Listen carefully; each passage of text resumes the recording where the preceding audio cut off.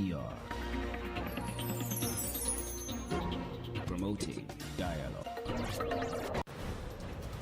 It's midday in Dakar and 1 p.m. in Abuja. Good afternoon and many thanks for staying tuned to West Africa Democracy Radio, broadcasting on 94.9 FM and worldwide on WADR.org. Welcome to Newslink, and here are the top stories.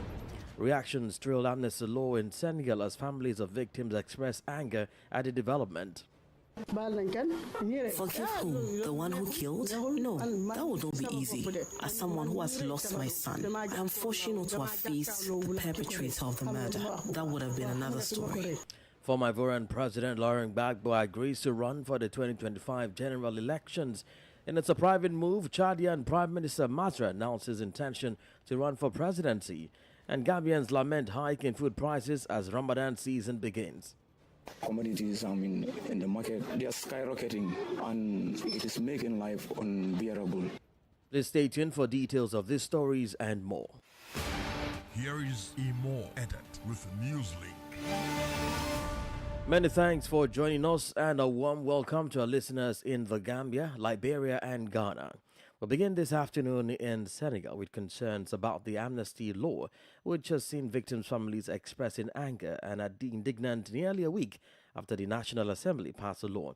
This law pardons offences committed between 2001 and 2024, presenting itself as a measure to pacify the social climate, as stated by President Macky Sall. Nevertheless, many families perceive it as a betrayal. In June of last year, Basiru Sarr, aged 31, was fatally shot by gendarmerie during the confrontations that erupted between protesters and security forces. His family firmly rejects the general amnesty law and refuses to accept any compensation from the government. Augustine Kohli completes the story. At the entrance of the Sarr family's home, the ambience is set by the playful sounds of little children. In the living room, the faces of the gathered adults display evident anger and disappointment as they discuss the recently enacted amnesty law from the National Assembly. Covered with a cloth on her head, Mbai Juf grapples with the painful memories of her son Basiru Sarr, who lost his life 9 months ago during the riots in Pekin, Guinea Rails. Holding a rosary in hand, she firmly rejects any notion of forgiveness.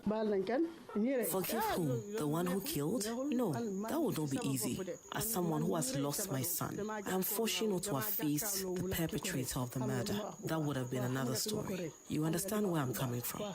Certainly, the state claims to have forgiven him, but it's a pity that I don't have the means to confront him. After a prolonged moment of silence, Insa, Basiru's father, removes his glasses and vocalizes his deep-seated indignation. We are a humble family with no particular interest in politics. Nevertheless, our son was tragically shot and killed. It is futile to inquire whether we have forgiven those responsible or not. We entrust everything to God. The individuals who enacted that law need only determine whether we have accepted the offered amnesty or not.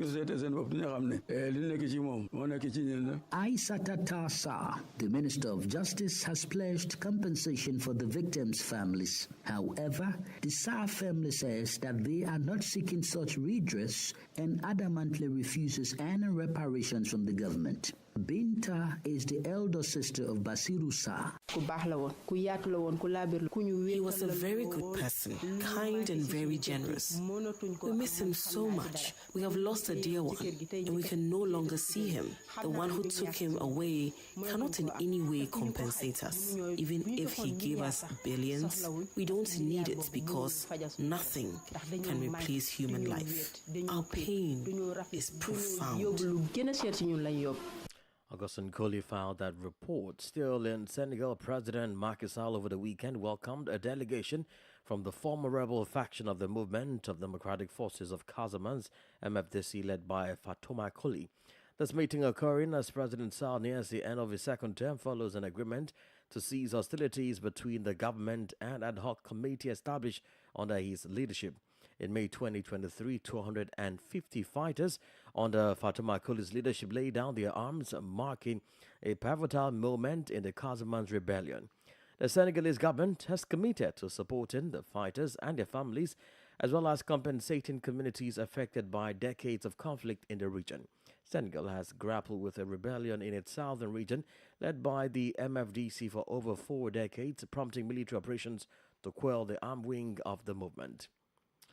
In Niger, the state television has reported an ongoing investigation into the discovery of an arms cache in Niamey occupied by European soldiers before their departure following the July 26 coup. Conducted by the research section of the Niamey Gendarmerie, the investigation uncovered discrepancies revealing that the weapons introduced into Niger by UCAP Sahel do not align with those seized during searches, with some weapons unaccounted for. Abdullah Hassan completes the story. According to the Nigerian public television, at the current stage of the investigation, it appeared that the list of weapons introduced into Nigeria by UCAP Sahel, which were the subject of self-organization, do not correspond to the weapons seized during the searches, and that several weapons were not found. The official media noted that 57 weapons belonging to French soldiers and destroyed by them before their departure from the country did not appear on the list of weapons regularly introduced into Niger, and their destruction is considered by investigators as a cover-up of malfeasance. In an interview with Tele Sahel, one of the investigators, Abu Bakar, declared that 16 motorcycles were also discovered in the building abandoned by UCAP Sahel, specifying that these are motorcycles generally used by armed terrorist groups. Last February, the Nigerian authorities announced the discovery of a cache of weapons following searches carried out by a joint team of the Gendarmerie and the Scientific Police. Since the coup on July 26 against President Mohamed Bazoum, relations between Niger and France have gradually deteriorated. Following the refusal by Paris to recognize any legitimacy and its commitment to support a military intervention by the Economic Community of West African States, ECOWAS, to restore the ousted president, denounced the defense agreement between Niger and France. This prompted the CNSP call for the exit of all French soldiers present in the country. Abdullah Hassan reporting there. Cote d'Ivoire's African People's Party, PPACI, is set to initiate steps to have former President Laurent Gbagbo re-registered on the electoral list after he agreed to be the party's candidate for the 2025 presidential elections. Gbagbo, who ruled the country from 2000 to 2011, launched PPACI in 2021 following his acquittal on war crimes charges by the International Criminal Court, ICC, and his return from a decade abroad. WDL's Nadia Ditete completes the story. The African People's Party has made headlines by nominating former Ivorian President Laurent Gbagbo as its candidate for the 2025 presidential election, a decision seemingly at odds with legal constraints. The Central Committee of the party issued a press release highlighting Gbagbo's agreement to be the candidate and announcing plans for an extraordinary convention or congress to formalize this designation. Despite Gbagbo's ineligibility stemming from a 2018 conviction related to the robbery of the Central Bank of West African States, the party remains determined. Acquitted by the International Criminal Court, ICC, but sentenced locally, Gbagbo lost his civil and political rights, leading to his removal from electoral lists. Although pardoned in 2022 by the current President Alassane Ouattara, Gbagbo's lack of amnesty prevented him from participating in the last municipal and regional elections. Undeterred by these legal obstacles, the African People's Party PPACI aims to navigate Gbagbo's re-registration on the electoral list, emphasizing its commitment to challenge the status quo. The unfolding developments add an intriguing layer to the political landscape as Gbagbo, at 78 years old, seeks a return to the presidential arena, revisiting a legacy that spanned from October 26, 2000 to April 11, 2011. Nadia Ditete reporting there.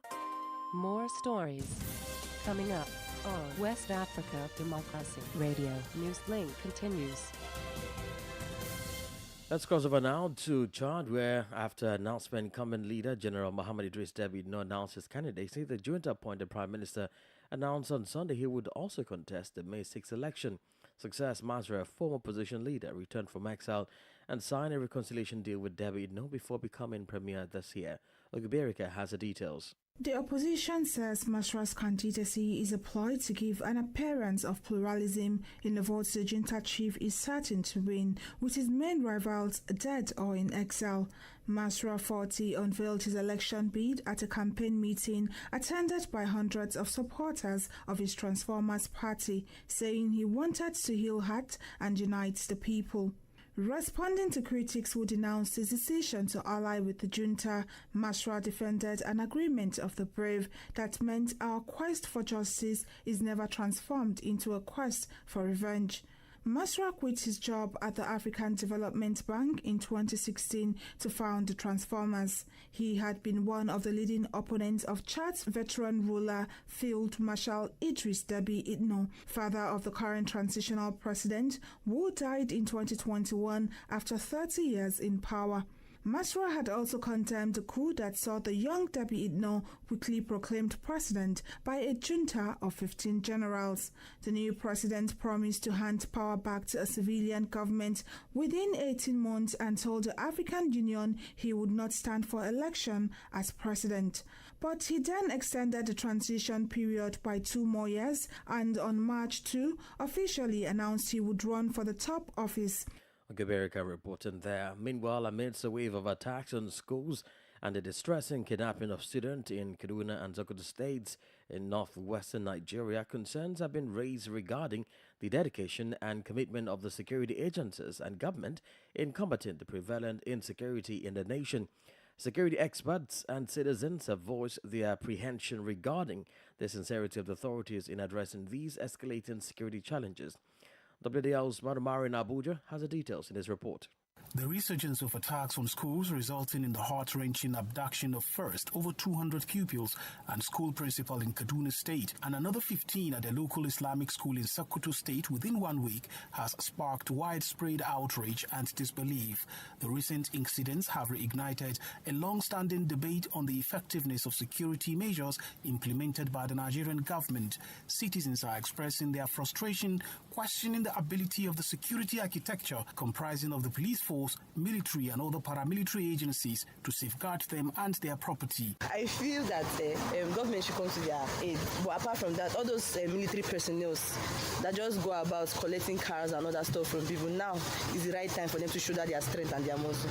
And to be honest, I am fed up. The lives of the children and both the teachers are at stake at the moment, so they should make provision for security like either police or other security agency to be able to be guiding the school every day. A Kaduna-based security expert, Onongo Haruna, described the incident in Kaduna last Thursday as a slap on the face of the several security establishments in the state. For me, it's sad that in Kaduna, where we know there are a lot of security agencies and their headquarters are domiciled there, how is it that these people moved without being noticed? Where was the intelligence? A recent report by the Department of Security and Strategic Studies at the Nasarawa State University in the North Central region shows that the population's trust and confidence in Nigeria's security sector has deteriorated. Northwest and North Central regions of Nigeria have over the years experienced attacks on schools leading to mass abduction of students and teachers for ransom. Similar to banditry are the interethnic and communal conflicts that also continue to ruin lives and livelihoods in states whose governors are contemplating establishing state police to eliminate the threats. For Newslink on West Africa Democracy Radio, Usman Umar reporting from Abuja. You're listening to Newslink on West Africa Democracy Radio 94.9 FM Dakar and worldwide on WADR.org. Here is a reminder of our top stories. Reactions to amnesty law in Senegal as families of victims express anger at the development. Former Ivorian President Laurent Gbagbo agrees to run for the 2025 general elections. In a surprising move, Chadian Prime Minister Masra announces intention to run for presidency. And still ahead, Gambians lament hike in food prices as Ramadan season begins. We do have a guest interview, press review, and sport news. Please stay with us. You are listening to West Africa Democracy Radio, broadcasting from Dakar, Senegal. Don't forget, we are streaming live on WADR.org, Facebook, and YouTube. Gambians are decrying the price hike in basic food commodities as Ramadan commences. Basic food items are becoming unaffordable for ordinary Gambians, particularly during the festive period. Our Banjo correspondent Sankuli Tanko has more in the following report. The governor of the Central Bank of the Gambia, Boa Sedi, claimed last week that prices of commodities have decreased across the world, including the Gambia. However, as Ramadan begins in Gambia, citizens are facing a further increase in prices for basic food commodities. Staple foods such as rice, flour, sugar, and cooking oil have witnessed a surge in cost, adding additional strain to already stretched budgets. I visited the busy Serekunda market to gauge market prices for basic food commodities. Ibrahim Toure, a consumer, laments the skyrocketing prices for basic commodities. Commodities, in the market, they are skyrocketing, and it is making life unbearable to the citizens of this country. When we are in Ramadan, prices, rapidly go high. This surge in prices is attributed to increased demand during the fasting month and supply chain disruptions. Concerns are growing among citizens about their ability to afford essential items during this crucial religious period. Binta Kinte, a family head, expresses her worry about how to feed her family with these expensive food commodities. Firstly, the price of rice is so expensive. Secondly, cooking oil is expensive too. Every material that you want is expensive, and we have families. We have our children and grandchildren, and feeding them is what is keeping us worried, particularly during this Ramadan. The prices have skyrocketed, and poor people like us don't have the same purchasing power. Fakumba Kidi, a fish vendor, explains her ordeals leading to price hikes in fish.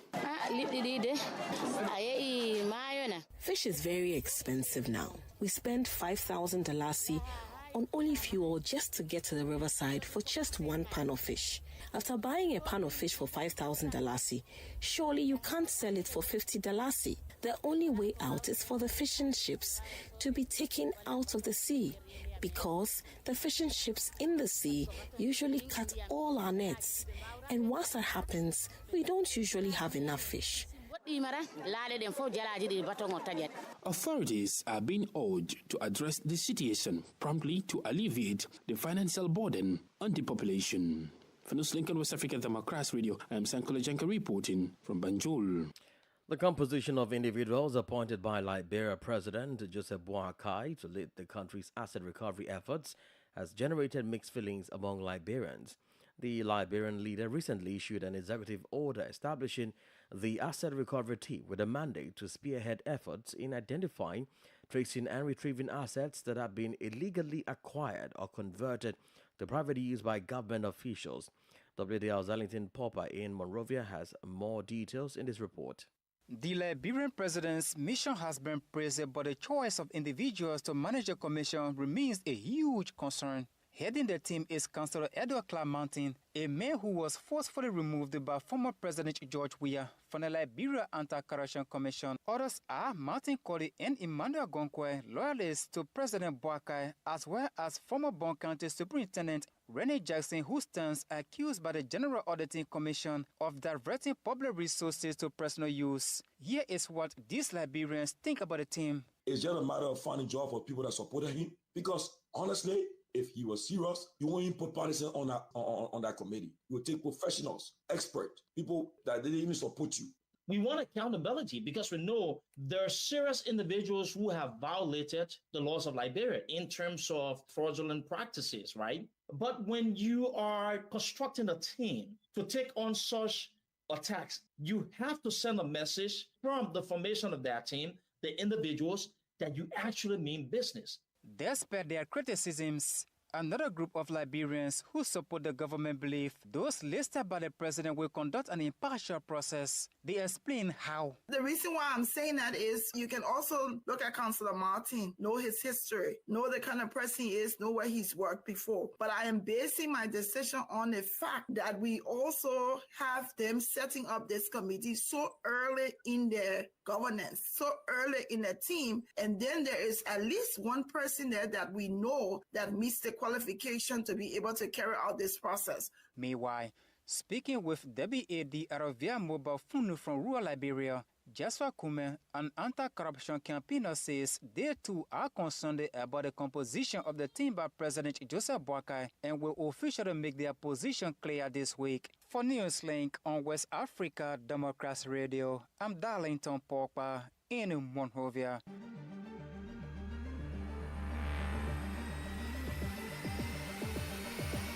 This is the newspaper review.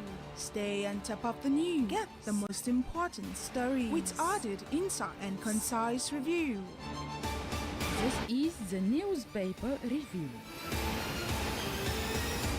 Well, let's head back to Abuja as we join Usman Omar for the newspaper review. Hello and welcome to the press review segment. Let's start with the Punch newspaper. Schools in 14 states, including the Federal Capital Territory, risk attacks. This is coming from the federal government, with riders Adamawa, Bauchi, Borno, Katsina, Federal Capital Territory. Others affected. 465 pupils, women in kidnappers' den. Federal government receiving U.S. support to free victims. Presidency alleges sub-regional forces behind kidnappings. Let's take a look at some of the stories above the masthead of the Punch newspaper. Tinubu launches student loan on Thursday. Foreign scholars seek inclusion. Only foreign borrowing can save Naira, clear CBN debt. This is coming from a European intelligence unit. And then below the front cover picture on the front page of the Punch newspaper, you have Ramadan begins today. Sultan seeks prayers against insecurity, hardship. And then other stories. Oil earnings rise by 450 billion naira in 2 months. This is coming from the federal government. Ogun police nab 3 for murder attempt. Then blackout worsens as hoodlums vandalize transmission line. Of course, part of Nigeria have been witnessing some sort of blackout because of vandalization that has occurred on some of the transmission lines. Let's take a look at the Blueprint newspaper lastly today. Orosanya report will cut governance cost, control inflation. Others. This is coming from Revenue Mobilization, Allocation and Fiscal Commission of Nigeria. With Rider, we are tackling hike in food prices. This is coming from Nigerian governors. Abuja housewives decry high cost of living. And finally, from the Blueprint newspaper, presidency denies budget pardon. Ningi risks suspension. Abdul Ningi is a senator from Bauchi State. Last week, he alleged that the 2024 budget has been pardoned by the National Assembly to the tune of 1.3 trillion naira. And that's the much we have for you on the press review segment today with me, Usman Umar from Nigeria's capital, Abuja, and it's back to you in the studios. Many thanks, Usman, with the newspaper review. Politics, analysis on major news, social matters, and all. This is A Guest. In this segment of our guest interview, we'll take you back to our first story on the reactions that are trailing the recently passed amnesty law by the Senegalese parliament. According to the law, it pardons offences committed between 2021 and 2024, presenting itself as a measure to pacify the social climate, as stated by President Macky Sall. Nevertheless, many families perceive it as a betrayal. Our guest this afternoon is the Senegalese political and regional analyst Amadou Camara Gay. In this chat with Ogubierika, takes a look at the amnesty law in the country and why families of the victims are kicking against it. Thank you for your time, Mr. Camara. This amnesty law, which is still in the news, why are some families so angry over it? Yes, in this case, some families, like most Senegalese, do not approve of this law because nothing can replace the member of their family they have already lost. And in many amnesty laws, as in Gambia, in South Africa, in East of Timor, there have first been dialogue and truth commission to identify who is responsible for what, especially as it is said that many of the victims were killed by security forces. Is the compensation by the government not enough, and what do you think they really want? That's not good enough because families want justice. They want to know what happened. And I think this step cannot be taken away. It is too easy to introduce a fast-track law without consulting the stakeholders, the parties involved. People whose their family are killed. It's impossible. And it seemed to me that there is a clear intention to hide things, and different families won't accept that. How significant is the amnesty law in this election month?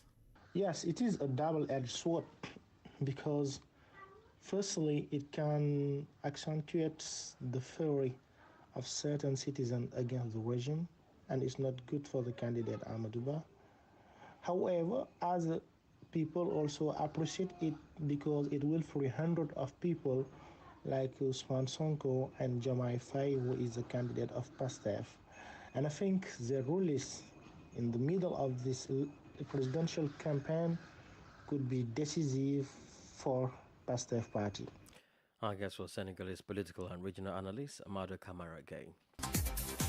Well, it's now time for sport news with Sankule Janko. Hello out there, warm welcome and thank you for joining us. Host Ghana's women's team 8 passed Ethiopia with a narrow 1-0 victory at the 13th edition of the African Games at the Cape Coast Stadium over the weekend.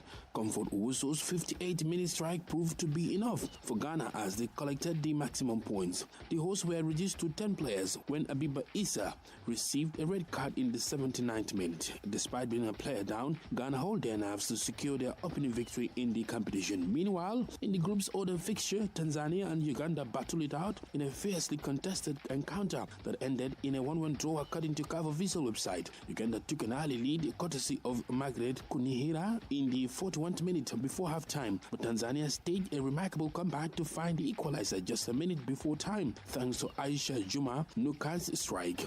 Ghana tops the table ahead of Tanzania and Uganda in joint second, while Ethiopia takes fourth in the table. That's it for sports. It's back to you. And we've come to the end of this edition of Newslink from West Africa Democracy Radio, broadcasting from Dakar, Senegal. Thank you for listening, and many thanks to Chris Mbukudi and Maudiju for the technical assistance. Let's keep the conversation going on our social media platforms, X, formerly Twitter, Instagram, at WDR News, and Facebook West Africa Democracy Radio English service. Coming up at the bottom of the hour is a flagship health program, Well Buddy. I am Imo Edet. Good afternoon. And many thanks to you for listening to Newslink via Hot 104.3 FM, Newmi FM 94.0, and Veritas Radio 102.9 in Banjul, the Gambia. We also appreciate our listeners in Liberia via Alternative Youth Radio 98.9